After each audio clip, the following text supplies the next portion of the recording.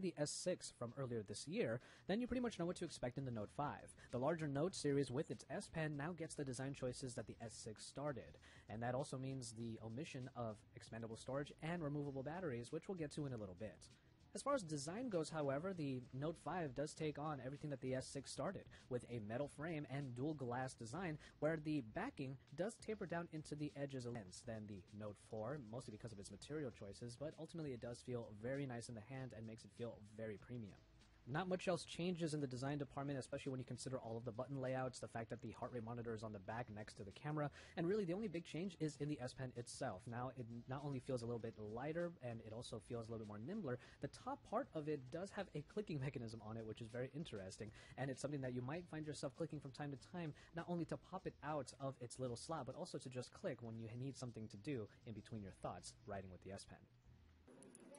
The display continues the great prowess that Samsung already has in all of their devices, and at 5.7 inches you get Quad HD resolution with this wonderful performing Super AMOLED display. And underneath the surface, an Exynos processor that clocks in at 2.1 GHz for a quad-core and a backed-up 1.5 GHz quad-core processor create the octa-core package that you're probably expecting Samsung to put in their flagship devices, and probably already experienced a little bit of in the Galaxy S6 and Edge.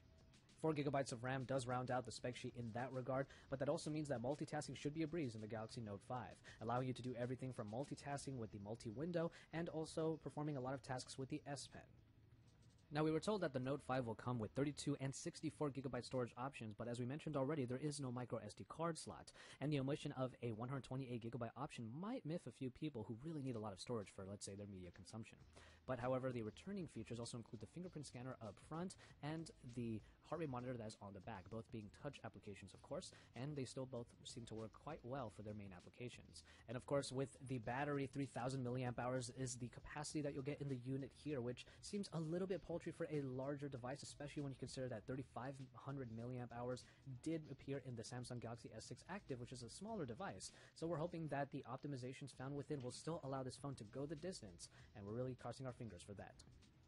Now, what returns from the Galaxy S6 is also the fantastic 16-megapixel camera with its low aperture construction and optical image stabilization, along with a 5-megapixel front-facing unit with a wide-angle lens. We don't really have any pictures to show you here, but we did look through the modes inside of the camera app, and we did find a few nice additions. On the one hand, we did have a video collage that was kind of cool to try out, but then the main addition that they are trying to market here is the live broadcasting to YouTube that is available. When you go into the mode, you log into your YouTube account, and you'll be able to do a live broadcast stream of whatever the cameras are showing from the camera app itself.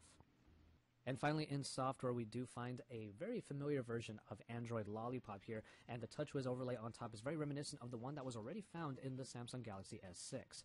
Now, with that in mind, Samsung was looking to improve what is really unique about the Note 5, and that is, of course, the S Pen. Aside from the actual construction of the S Pen being a little bit different, we also have a couple new features. Now, one of them is the ability to actually start an action memo